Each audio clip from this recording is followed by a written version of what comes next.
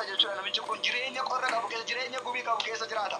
Jireenya kana keessa utuu jiraatee maatii isaa gaggeeffatu guyyaa tokko garuu ijji gooftaa Yesuus Kiristoos irra buufate. Gaafa ijji gooftaa Yesuus isarra buufatu isa jalqaba maal isarra buufate bidiruu isarra buufate. Bidiruu Phexros irra buufate. Bidiroota lama wal bira jiran keessa bidiruu kan eenyu ilaale Yesuus bidiruu kan Phexros ilaale Phexros itti waame yaa Phexros jedhe Phexros gaafa gooftaa Yesuus Kiristoos bidiruu isaa kana ilaale Phexrosin gaafa inni waamu maal godhaa jira yoo jettan yeroo sanatti abdii kutatee qurxummii tokkotu hin qabatin kiyyoo isaa miicee maree galaa jira gara eessaatti gara manaatti guutatee moo harka duwwaa. Sababiin isaa yeroo sanatti Yesuusitti waan of illaanne harkisaa duwwaadha. Halkan guutuudha ma'aa bule. Seera qurxummiin guyyaa hin qabamsiniin jedhana gaaddidduu waan argituu fi gaaddidduu bakkatti. Halkan guutu namichi kun qarqara galaanaa bure qorraan gubachaa bule dhama'aa buleetu waa tokko hin qabatiin kiyyoo isaa maree gara manaatti galuudhaaf kiyyoo isaatu miicaa jiru. Inni dhimma namaa hojjechuu danda'u inni duwwaa namaa guutuu danda'u Yesuus gara Phexros ilaale. Phexrosin ofitti waamee akkas jedheen. Phexros jedheen kootte erga Phexrositti waamee duukee kana buti. Ergattiin jedhee booddee gooftaa Yesuus Kiristoos bidiruu Phexros irra taa'ee namoota sana dubbii dhugaa dubbii jireenyaa barsiise isa jalqabaa. Gaafa gooftaa Yesuus Kiristoos dubbii dhugaa dubbii jireenya saba kana barsiisu Phexros faas ta'anii irraa baratu. Utuma baratanii bidiruu isaanii keessa jalqaba bidiruu isaanii lixi adeemsa keessa garuu gooftaa Yesuus eessa lixi laphee Phexros faa keessa lixi. Sinigaleera bara kana keessa gooftaa Yesuus Kiristoos kan inni dhibe waldaa kiristaanaa keessa maqaasaa dhibe miti mana keenya keessa maqaasaa dhibe tun taane kan gooftaa Yesuus Kiristoos dhibe eessa yoo ta'an laphee keenya keessa laphee amantoota keessa laphee tajaajiltoota keessaa dhibe. Kiristoos laphee keenya keessa gaafa dhibee jedhu wanti biyya lafaa ammoo wanti ulfina Waaqayyoof hin taane. Moddoo duwwaa kan argatee nutti gale warri Yesuus Kiristoos laphee keessaa qaban garuu eebba qabu. Amen. Sinigale warri Yesuus keessaa qaban maal qabu eebba qabu. Phexros jalqabaa bidiruu isaa Yesuus ilaale isa lammaffaa immoo laphee isaa Yesuus ilaale. Sinigaleera gar tokko Yesuusitti dubbachuu hin dandeenye. Oflaanna taanaan jireenya keenya guutuu yeroo keenya guutuu oflaachuu qabna. Gooftaa Yesuus Kiristoos namicha abbaa qabeenyaa sanaanii Abbaan qabeenyaa sun dhufee akkas jedhee gooftaadha yaa barsiisaa jedheen jireenya bara baraatti galuudhaan maal gochuun irra jiraata annaan abboommii eegee jedheen abboomicha immoo eegeera haadha koof abbaa koo ulfina kenneeraa jedheen sammuu akka jedhe gooftaa Yesuus Kiristoos humna kee guutuu qabeenya kee guutuu eeyoon jaalladhu waaqayyoon jaalladhu humna kee guutuu qabeenya kee guutuu jechuudha. Ni galeera humna kee guutuu qabeenya kee guutuu eenyuun jaalladhu waaqayyoon jedheen. Nuyi gar tokko afaan keenya waaqayyoon jaallanne lapheen keenya waaqayyoon hin jaallanne yoo ta'e jaalalli nu Yesuusiif qabnu simannaa nu Yesuusiif qabnu morma keenya ol yoo ta'e eebbi keenya sirra keessa jechuudha. Sinigaleera namichi kun isa jalqabaa maal isaa Yesuusiif laate laphee isaa Yesuusiif laate bidiruu isaa Yesuusiif laate Yesuus immoo dursee namicha eessa isaa arge laphee isaa arge bidiroota ollaa isa jiran keessaa dhiisee kan eenyu filate kan Phexros filate. Erga Phexrosin bidiruu isaa yaabe booddee gooftaa Yesuus saba sana barsiisee ka'ee saba sanatti erga sagalee Waaqayyoo itti dubbate booddee maal jedheen Phexrosin yaa Phexros jedheen qurxummii kee maal godhe qabuudhaaf kiyyicha gara gorba galaanaatti gad darbadhu jedheen. Namichi maal godhe waan ta'eef amma eebbifamuudhaaf carraa jalqabaa argateera. Phexros maal ta'eera wallagaa jirramni eebbifamuudhaaf carraa jalqabaa argateera. Akkamitti argate isa jalqabaa bidiruu isaa Yesuusiif laate. Bidiruun immoo laphee keenya itaansee laphee isaa guutummaa. Kamtu mana caccabaatti gala kamtu jireenya gadaanaa jiraata kamtu konkolaataa aroogee ishee oofee deema nama akkamitti wattan kiristaana keenya guutuu laphee keenya guutuu laphee waan laphee qabne eebbamuu dadhabu. Yoolaan yeroo morma keenya gaafa yoomii maafa gaafa yoomii dhabeettu kan nuyi sayyuu Yesuusin kan arrabni keenya dubbatu yoo mataa bu'ootti fayyin yoo Waaqayyoo waan xiqqoo tokko nuu godhe abeeti waa'ee Yesuus dubbachuu keenya kanarraa kana fe'u gaafa nuu ta'uu baate Yesuusitti komii keenya gadi fuuna lola keenya gadi fuuna gungummii keenya gadi fuuna maaf na uumtee maaf gadameessaa dhawu keessatti bishaan nan gooneenna kanarraan kan kee eebbi keenya nurraa fagaachaa deeme akka jedhu macaafni qulqulluun garuu tole jettanii yoo abbumamtan eebba lafichi baasu hin nyaattuu jedha. Tole jettanii yoo abbumamtan argaatu. Lafichi baasu hin nyaattu yoo diddan garuu billaatu nyaata jedha sagalee Waaqayyootu dubbata. Tole jettanii yoo abbumamtan eebba lafichi baasu hin nyaattu yoo diddan garuu maal sin nyaata billaatu sin nyaataa jedha. Ela akka jedhu seera ba'uu keessatti seera ba'uu kan nani dama abboommii isa jalqabaa keessatti ana waaqayyo waaqa kee biratti waaqa kan biraa hin qabaatini jedha. Ana waaqayyo waaqa kee biratti maal hin qabaatini? Waaqa kan biraa hin qabaatini jedha. No guyyaadhaa guyyaatti Yesuusin kanaan oollu akka amantii makana dhiisee ilaaluu laata yeroo jennu hin jiru. Waan namni tokko waan toora gadhiisteef gaa'elli keenya waanuma lola godhatteef hojiin keenya waanuma milkaa'uu dideef waaqayyoon guyyaadhaa guyyaatti ganaa oolla mitiire. Waanuma rakkanne waanuma saalbaajii jirachuu dadhabneef ta'uu danda'a. Waanuma jireenya barbaanne tokko iddoo yaadne tokko ga'uu dadhabnee fi ka'ee amantii kana dhiisee ilaaluu laata iddoo akkasii dhaquu laata jenne mini akka jedhu Solomoon macaafa keenyaa keessatti dubbiin jireenyaaf ta'u yaada garaa kee keessaa waan ba'uuf yaada kee ba'eessa godhiitii eeggadhuu jedha. Kana jechuun waan keessa keenyaa ba'eetu nu dhaalaa jechuudha. Gooftaa Yesuus Kiristoos immoo waan keessa guuteetu afaaniin ba'ee dubbatamaa jedha. Waan gallixu nama xureessu waan ol ba'utu nama xureessaadha. Nuyi maaltu nu xureesse maaltu eebba nu dhowwate maaltu milkaa'insa nu dhowwate yoo ta'u waan keessa keenya keessaa yaa oolu yaada keessa keenya keessaa ba'u waan laphee keenya keessaa maddaa oolutu nu xureesse akka nu hin eebbamnee fi akka nuyi harka Yesuusitti of laannee milkoofne nu taasise jechuudha. Yeroo tokko ka'ee manni utuma amantii kana jiradhe jedhee yaadee beekaa dha namoonni tokko ka'ee matuun gooftaa ganeeti jedhee yaadee beekaa. Waan hin dhaabanneef ijji isaaniif yaadni isaanii bu'aa biyya lafaarra waan jiruuf Kiristoosiin bu'aatii jirachuu barbaadu. Ni galee? Ormoonni warri dukkana keessa jiran gara ifa kanaa dhufanii eebbamu. Warri hin galleef garuu warri hundeen isaanii Kiristoos irratti jabaatee hin dhabamne garuu Kiristoosiin qabeenyatti gurgurachuu barbaadu. Waan Kiristoosiif gantuu waan eebbamsitti hin fakkaati waan milkoofsitti hin fakkaati. Ni galee? Ani waan hundaa keessaati waan itti gammadu tokko yoo jiraate. Isa gooftaa Yesuus Kiristoos Phaawulosiin jedhetan gammada. Dadhabbii kee keessaan humni waaqummaa koo hin mul'ata. Ayyaanni koo qofti si gaasonni ittiin jedhe. Ana sanna gammachiisa. Ayyaana Waaqayyo mana keenyaa jiraatu malee hir'uun keenya guutuu ta'uu danda'a. Maaliif eebbamuu dadhabbe? Kiristaanni maaliif eebbamuu dadhabbe? Ni barate maaliif milkaa'uu dadhabbe? Inni hojjete maaliif milkaa'uu dadhabbe? Maaliif harka Yesuusitti of gatu dadhabne? Gaafa machi jalqabnu isa jalqabaa gaafa mana keenya baanu yookiin gaafa kilaasii gallu maal goona? Gaafa aandenne mana barumsaa gallee kaasni ani mataan koo akkasii. Nan baradhaa gaafa baradhee jedhu kana godheen achirra ba'ee tan kana godhadhee tan sana godhadhee achirra ba'ee nan guddadhaa makiinaan bitadhaa hojjetaa akkasiin ta'a biyya akkasiin jiraadhaan jedhe anatu. Garuu akkasiin jedhamu ture. Yoo Waaqayyo jedhama ture. Utuu hin beekin nan dogoggore.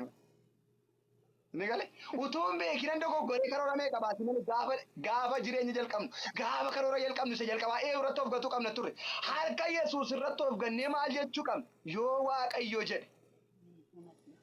Ni galee yoo Waaqayyo jedhe guddachuu nan danda'a yoo Waaqayyo jedhe eebbifamuu nan danda'a yoo Waaqayyo jedhe milkaa'uu nan danda'a yoo Waaqayyo jedhe fagaachuu nan danda'a yoo Waaqayyo jedhe eebba darga jechuun irra jiraata ture. Dhaloonni keenya maaliif milkaa'uu dadhabe? Kan barate maaliif milkaa'uu dadhabe? Kan dafqe maaliif milkaa'uu dadhabe?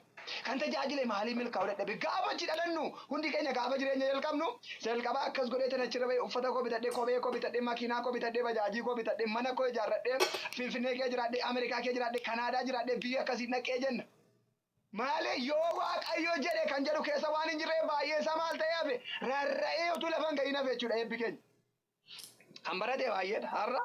Namoonni baay'een barumsi hin barbaachifne namoonni baay'een irra barumsa irraa abdii kutataniiru. Eenyuun ilaalanii warra isaan dura jiru ilaalanii.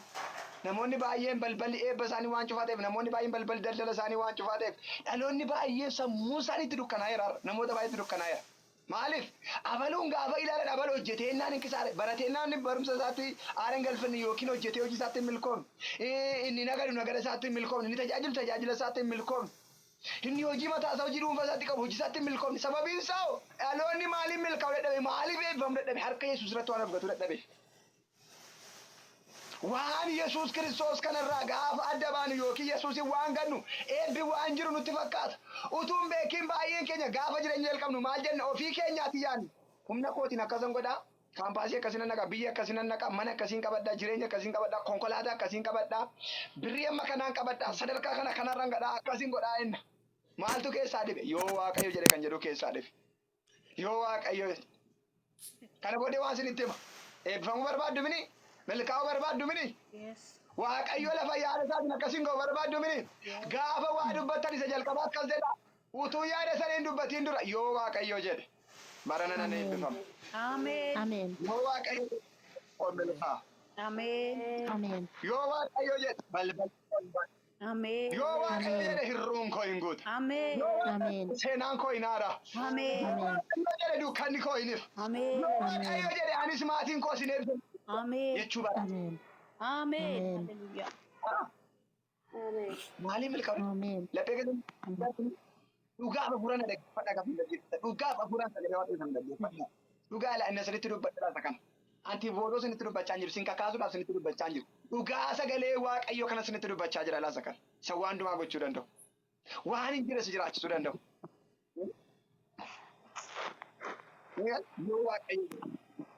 Yoo waaqayyoo jedhe kun hin ta'a. Mee kan jedhaan hundumtuu dubartanitti yoo waaqayyo jedhe jedhaa. Yoo Waaqayyo jedhe. Yoo Waaqayyo jedhe.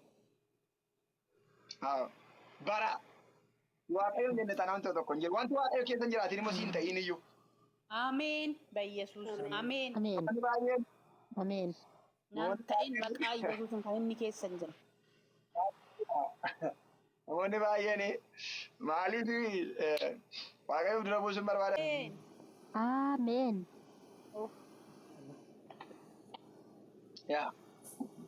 Egaa karaa nuti eebbifamuu dandeenyu isa jalqabaa harka Yesuus irratti of gatuudhaan eebbifamuu dandeenya. Ameen. Harka Yesuus of gatu. Ameen. Of gatu jechuun irratti of dhiisu jechuudha. Itti of amanuu jechuudha. Ni galeedha. Harka Yesuus irratti of gatu jechuun itti of kennuu, itti of amanuu na danda'a jechuun. Eebbi koo harka isaa keessa jira. Milkaa'insi koo harka isaa keessa jira. Isa biratti waa biraa hin barbaadu jechuudha. Ni galee. Karaa nuti milkaa'uu dandeenyu, karaa nuti eebbifamuu dandeenyu, harka Yesuus irratti of gatuudhaan eebbifamuu yookiin milkaa'uu dandeenyu. Warri harka Yesuus irratti of gatan hir'uu isaaniitu guutuu ta'a. Ameen. Ameen. Ameen. Ameen. Maqaa Yesuus. Ameen. Gaafa Phexros harka gooftaa Kiristoos irratti of gatee jedhu gaafa inni kiyyoo isaa darbatu, kiyyoo isaa yeroo inni darbatu kaasee wanti sila hin jira jiraachuu jalqabe. Maaliif? Phexrostu harka Yesuus irratti of gate. Akka gooftaa Yesuus Kiristoos danda'u amane. Ameen. Ameen. Ni gale. Danda'ummaa isaa amane. Jabina isaa amane, irree isaa amane. Waaw! Erga teessee immoo dubbii keetiif jedhee maal nan godha? Nan darbadha. Ameen. Ameen. Erga ni jette. Ameen. Erga ni yaa barsiisa dubbii keetiif jedhee, yaa barsiisa jecha keetiif jedhee, amnillee ganama guutu, halkan guutuu dadhabaa bulee, amma lafti bari'utti iyyuu addanan ture. Homaa tokko iyyuu hin qabanne harka koo duwwaa ture. Amma garuu situ jedhee waan ta'eef nan darbadha. Har'a waan sitti hima. Yesuus waan siin jedhe. Ameen. Namni kun Ameen. dubbiin Waaqayyo akkas narratti of gatii eebbifamta. Ameen. Ameen. Ameen. Maqaa Yesuus. Ameen. Ameen. Ameen. Anarratti of gatii eebbiyas keessa jiraachuu sagalee Waaqayyo. Ameen. Ameen. Ameen. Ameen. Hin amantamini? Dhuguma eebbi hafuura kee foon kee barbaachisu as keessa jira. Ameen. Maqaa Yesuusin ameen. Ameen. Ilaa inni kun mana keessanitti haa raawwatu maqaa Yesuus nama Naazreeti. Ameen. Maqaa Yesuusin mana haa raawwatu. Ameen. Baay'ee dhamaan ture. Baay'ee dhamaan ture. Baay'ee halkan guutuu qorina gubaa ture. Waaw! Amma garuu si dubbate waan ta'eef waan itti dubbatte immoo akka inni raawwatu na nama waan ta'eetiif dubbii keetiif jecha kiyyoo koo maal nan godha? Nan darbadha. Ameen. Maqaa Yesuus. Warra amantanii laphee keessan guutuu yaada keessan guutuu Waaqayyo irratti of gattaniif waan isiniif barbaachisu harka Waaqayyo irraa isiniif laatama. Sagalee Waaqayyo isa waaqarraa dhufu. As keessa manni jira. As keessa gaa'elli jira. As keessa eebbi jira. As keessa guddinni jira. As keessa Ameen. Ameen. haaraan jira. Ulfinni jira. Ameen. Neenyi jira. Ameen. Ameen. Ameen. Ameen. Ameen. Ameen. Yoo ati amanta. Yoo isin akka sagalee kanaatti yoo isin isa kana ofirratti mana keessan keessatti laphee keessatti moosistan as keessa jireenyi jira. Ameen. Ameen. Maqaa Yesuus. Maali isin dhugaa waaqayyo akka nama qalbiin isaa isin jireettamiin jettu masteessanii dhugaa gooftaa Yesuus Kiristoos. Warra malee beekesan irraa amantanii jettamme waaqayyo waaqni jiraataan eebba waaqaaf lafaatiin isin haa eebbisu. Ameen. Ameen. Haa? Gaa'ila? Gaa'illi dhugaa.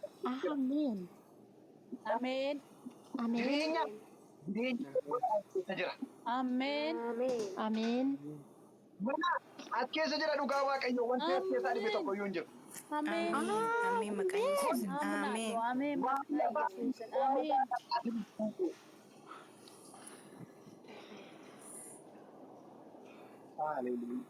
Hunduma isaatiin iyyuu guutuudha kun. Ameen. Waaqadhaatiin Ameen.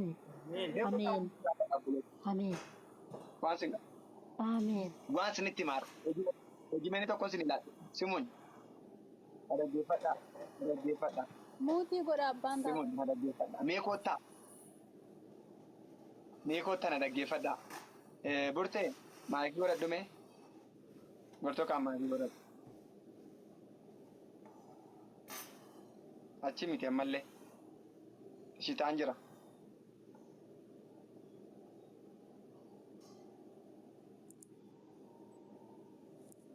Obsi maayikii godhime.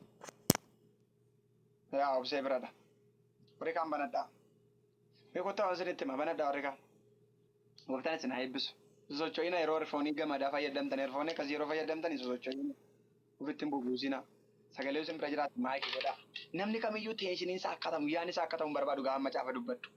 Niti meera gaafa macaafa dubbadhu eenyummaan namaas keessa akka dhokatu hin barbaada. Yaa'in namaa kolii gadi hiramuu hin barbaadu.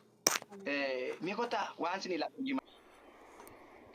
Boqonnaa 12 keessatti sin eebbisa sanyii keessa nan baay'isaa deema. Eebbi harka eenyurra jira? Harka Waaqayyoorra jira. Ameen. Ni galee? Ameen. Akka jedhu macaafni utuun amantiidhaan maatti jiraanne irra teessu macaafni qulqullummaa jira ture jechuudha. Eebbi mataa qajeelotaarra jira jedha. Amma garuu maaliif eebbifamu dhaloonni maaliif jalqaba harka Waaqayyoorratti of gate? Dhaggeeffadhaa badaan tutumu. Dhaloonni maaliif eebbifamuu dadhabe? Badaan bisimuun dhaloonni maaliif eebbifamuu dadhabe? Tokko harka Waaqayyoorratti waan of gatuu dhiiseef. Lama dhaloonni Waaqayyoon dhiisee eebba barbaacha waan deemeef. Kan nu eebbamuu dadhabneef tokko Waaqayyoorratti of gatuu dadhabuu fi lammaffaa immoo Waaqayyoon dhiisnee eebba barbaacha deeme. Waa tokkoon fakkeenya fudhadhee sin agarsiisa.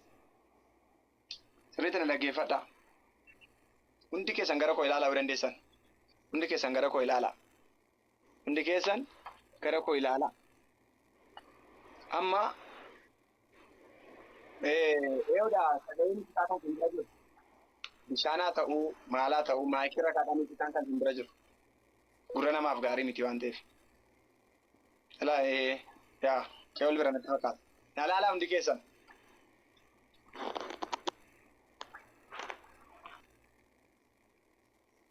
Na ilaalaa hundi keessan. Sinuma jejjeeqaara. Erfoonii gamadaaf fayyadamtu baay'een keessan. Ofitti hin bubuusin gaafa buustan gurra namaaf gaarii miti waan ta'eef. Na ilaalaa. Dhaloonni Waaqayyoorraa galagalee eebba barbaacha waan deemeef eebbifamuu dadhabe. Waaqayyoorraa galagalee maal barbaacha deeme? Eebba barbaacha deeme. Eebba barbaacha deeme. Na ilaalaa. Amma meeshaa sadii isinitti agarsiisa. Meeshaa sadii isinitti agarsiisa. Meeshaa sadii isinitti agarsiisa. Meeshota kana sadan ilaalaa. Kun sadan meeshaadha. Iskiriptoon gidduu jira.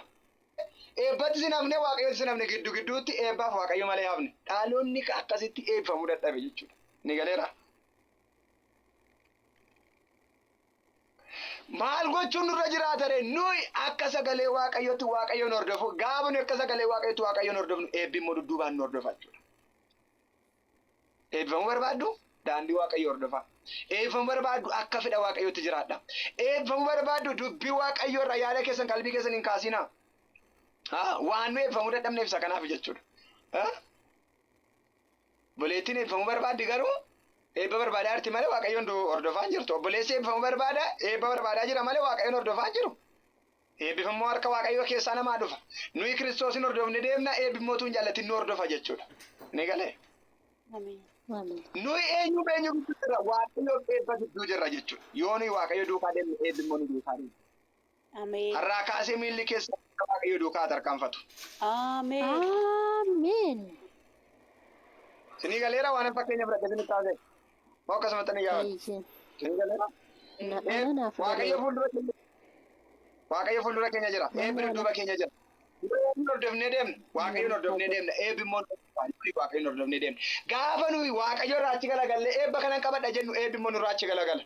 Sababiin isaayyuu eebbi nuuf waaqayyoo gidduu galuu hin danda'u. Uni waaqayyoo ta'an eebbi immoo nu taana jechuudha. Nuyi eebbi keenya harka waaqayyoo keessa jira. Ameen. Waaqayyo kanaaf akka jedhe Abrahaamiin, yaa Abrahaam edeen sin eebbisaa edeen sanyii keessa nan baay'isaa edeen. Sababa eebbaa hin taata dhaloonni baay'een karaa keetiin eebbifamu edeen. Laala maal waan ta'eef Abrahaam waaqayyo waan hordofee deemuuf maatii isaa keessaati waaqayyo waan hordofeef waaqa tolfamaa abboonni isaa maatiin isaa waaqessa waaqessuu dhiise waaqayyo duukaa waan bu'eef waaqayyo immoo eebba Abrahaam duukaa buuse. Miila Yesuus malee eebbi jiran jedhe. Akka dubbii isaatti akka fedha yaada isaatti jiraadha malee wanti barbaachisu harka waaqayyoo keessaa isiniif kennama. Ameen. Baay'ee deemu. Akka fedha waaqayyootti akka yaada waaqayyootti akka dubbii waaqayyootti akka sagalee isaatti deddeebinee naammoo dhuguma isinitti eebbi jira harka waaqayyoo keessa. Ameen. Waaqayyoodhaaf akkuma beektu namoonni baay'een akka Maartaati. Maartaa beektu amala ishee. Maartaan Maariyaam obbolaadha. Maartaan Maariyaam obbolaadha.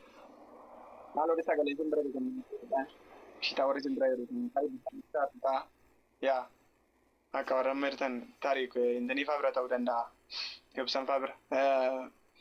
Maartaan Maariyaamtu ture. Maartaan Maariyaamii obbolaadha. Amalli Maartaaf amalli Maariyaam garaagara. Maartaan maal dandeessi? Keessummaa simachuu dandeessi. Maal goote? Mana keessa qorqorte. Maariyaam immoo maal beetti? Miila Yesuus Kiristoos jala teesse keessummicha yookiin misiricha irraa dubbii dhaga'uu jaallatti. Kottaa. Waan sanitti maabbaloo takko. Isa caalu akkasiin filattanan barbaada. Inni caalu eenyu? Dubbii waaqayyoo dhaga'uudha. Inni caalu maali? Inni eebbisuu danda'u maali? Dubbii waaqayyooti. Akkamitti waa Yesuus Kiristoos jedhu dhaga'u akka dubbii isaatti jiraachuu isarratti of gatu. Sin dhagaa'ee deemu Pheexroos immoo ergati jettee dubbii keetiif jedhee kunan darbadhaa jedhe. Ani garuu akka kootti baay'een dhama'e baay'een dadhabee. Baay'een dhama'e halkan guutuu iddoo kanan buleedhe. Garuu qurxummii tokkitee qabachuu hin dandeenye. Ergati jettee garuu dubbii keedhaaf jedha maal nan godhe nan darbadhaa jedhe. Waaw! Inni dubbatu malee moo dhugaa waaqayyo cufaatu banama. Ameen. Waaqayyo waan hin danda'amnetu danda'ama. Ameen. Inni dubbatu qofa. Inni afaan isaa qatu qofa. Waa'ee keetiimu. Inni dubbatu malee waan humna keetiif dadhabdeetu danda'ama. Ameen. Gaafa gooftaa Yesuus Kiristoos akkasittiin jedhee kiyyoo isaa gaafa darbatee ilaalu. Kiyyoon isaa wanta akka qabeen beekiin qurxummoota hedduu qabe. Naasuuraan kan kee Pheexroos baay'ee humna isaatti ol akkas jedhe yaa barsiisaa jedheen sitti dhiyaachuun matumaayyuu anaaf hin ta'u jedhe ati qulqulluudhaan immoo cubbamaadha jedhe. Laalaa sitti dhiyaachuun anaaf hin ta'u ati waan hin jirre goote waan danda'amuu hin dandeenye akka danda'amu goote waan duwwaa guutuu gochuu dandeessa waan hin jirre jiraachisuu dandeessa qilleensa abboomuu dandeessa an sitti dhiyaachuun anaaf hin ta'u an nama cubbamaadha jedheen. Laaraa baasii kaataa foora. Amani malee dubbii waaqayyo amani sagalee waaqayyo amani malee ulfina waaqayyo hin argita. Ameen. Labbiin waaqayyo dhiyaatu malee dhaloota nan. Waaqayyo uffata keenya wayyaa isinitti fakkaatin isa nuyi dibannee kosmootiksii dibannee feerii keenya dibannee xiddit qabrar jennee kaameraa keessa teenyu utuu hin taane kan inni ilaalu Yesuus laphee keenya ilaala. Lapheen keenya isatti dhiyaatu malee moo ulfina waaqayyo hin argina. Ameen. Kan inni lapheen eenyummaa keessa keenya barbaada. Akkas jedhame ulfina waaqayyo arguu barbaaddu miti hafuura isaa arguu barbaaddu miti eebbifamuu barbaaddu miti eenyummaa keessan isatti agarsiisa. Isuma irratti dhiisa bakka an dadhabduudha ani dadhabaadha bakka.